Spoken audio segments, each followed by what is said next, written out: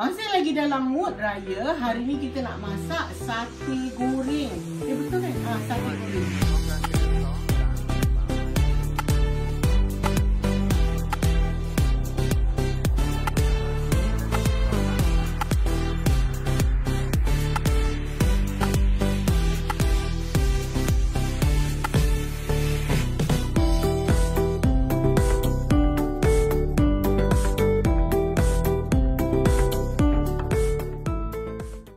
Sate goreng ni sangat sesuai untuk kita buat jamu-jamu orang raya ataupun nak buat potluck, nak buat pergi office, nak bagi anak bawa pergi sekolah jamuan raya ke. Sebab dia tak adalah si lidi tu. Dia simple je. Dia tak dilidikan. Dilidikan. Lepas tu tak dibakar. Digoreng. Kan senang hidup. Senang. Dia punya perapan lebih kurang sama je macam sate. Jadi kira-kira makan sate lah ni. Cuma dia goreng. Okay, mula-mula kita nak buat perapan dia lah. Inilah dia bahan-bahan dia. Bawang, serai, lengkuas, halia biar lebih sikit. Dengan bawang putih. Jadi kita nak kisar. Okay, kita potong kecil-kecil, nak masuk dalam pengisar. Kalau boleh janganlah banyak air sangat sebab ayam. Kalau daging tak apa sebab daging ambil masa nak empuk. Ayam takut ayam hancur tak jadi pula rupa. Ketul sate tu. Lengkuas. Lengkuas dengan serai ni semua. Ni lah akan menghasilkan apa orang kata yang keredak tu kan bang? Rasa. Jadi dia strong flavor sikit. Okay, masukkan ke dalam pengisar ke, chopper ke. Senang je buat ni. Kita boleh buat malam, kita perap. Bubur dalam peti ais. Lama lagi perap, lagi sedap. Esok kita goreng. Okay, buat air sikit. Dan kita kisar.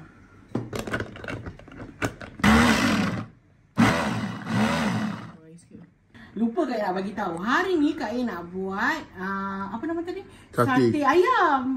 Jadi dia daging pun boleh, ayam pun boleh. Bahan perapan dia sama. Cuma masak daging tu lama sikit lah. So Kak nak masak ayam sebab anak-anak Kak suka kalau sate ayam.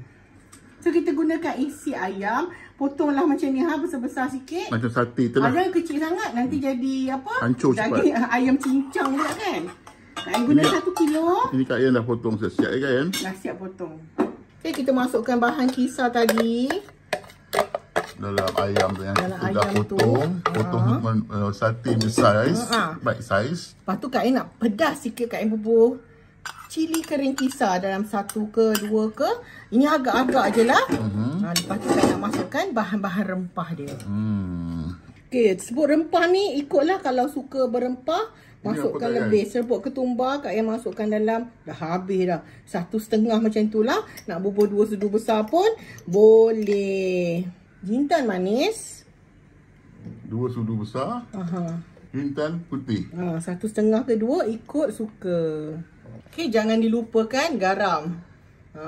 Kemudian dia kena ada gula lah. Gula lebih sikit nak bagi dia berkilat cantik. Gula? So, Kak Ain bubur madu. Kalau nak bubur gula pun boleh. Tapi kalau gula buburlah gula perang. Ini madu. Ni madu.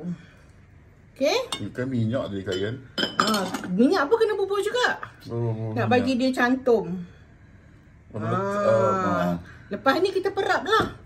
Lagi lama perap lagi. So kita gaul-gaulkan. Kalau tak nak perap lama setengah jam pun boleh dah. So Kak Ain nak perap ni dulu. Nanti sementara tu Kak Ain nak panaskan Kak Ain punya kuah kacang. Lebih hari raya. Okey, kita perapkan. Okey, bila kita perap, terutamanya perap ayam akan keluarkan air. Jadi kan dia jadi macam ni, dia dah berair-air. Campur pula air yang kita blend tadi. So lebih baik kita toastkan. Sebab bila kita goreng ni bang, dia cepat garing. Wow, sedap baru orang sebelah kata, wow, orang sebelah ni makan sate.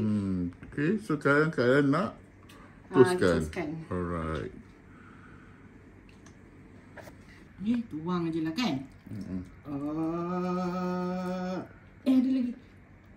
Okey. Kita biarkan sekejap. Tengok dah keluar dah air dia. Banyak air dia. Okay, kita panaskan minyak. Minyak ni kena banyak lah juga. Dikira tenggelam lah, separuh tenggelam. Dia sebab digoreng. Okay, minyak dah panas, kita goreng. Bismillahirrahmanirrahim.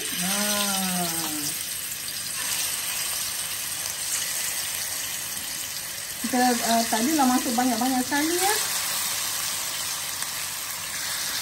Nak betul dia masak kan. Yang bestnya kita boleh perap macam ni. Bila ada orang datang kita goreng.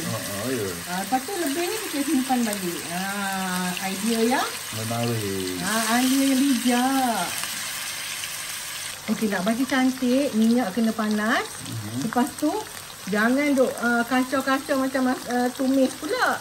Bila dia dah perang, masak dia ada masak sebelah-sebelah. Bila dah perang macam ni sebelah, baru kita terbalikkan. Bau dia Masya Allah. Bau sate lah. Bau sate. Sekarang sate satu tusuk pun mahal. Kita buat sendiri. Kak Yan, kalau nak tusuk ikan lidi tu, sekasi lah kan? Nanti ni lah, tapi potonglah kecil-kecil sikit. Biar dia macam burn ni, bau sedap kan? Macam tu. Sedapnya.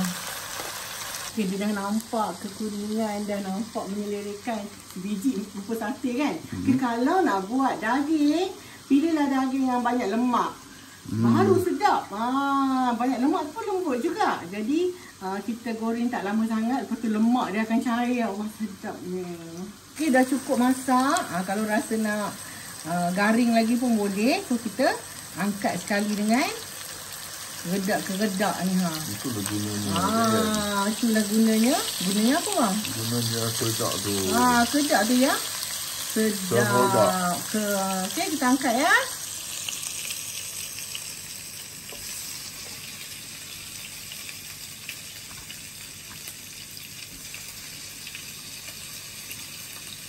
Dah siap dah sate goreng, makan panas-panas pun sedap, sejuk pun sedap. Sangat praktikal.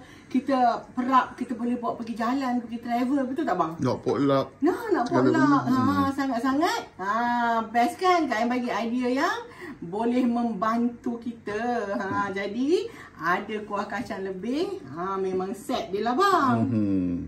Tengok sate goreng kita berasap. Mesti orang sebelah ni tak keruan bau apa lah ni Kak yang masak ni kan. Okay, inilah dia sate goreng resepi kita hari ini yang sangat-sangat Kak Ain suka sebab menyenangkan hidup. Makan dengan kuah kacang, makan dengan nasi impit. Dah rasa macam sate. Dapat orang kata save budget, kurang tenaga. Simple, senang. Order kan. Kadang-kadang kita order ayam ni nipis sangat. Yang ni ayam dia kita buat besar-besar, puas makan. Okay, kita jumpa lagi di episod yang akan datang. Masih lagi mood raya. Kak akan bawakan resipi-resipi untuk mood raya. Tak habis lagi ni, orang raya sebulan ya. Nanti Kak akan kongsikan resipi-resipi yang menarik. Jangan lupa like, subscribe dan share.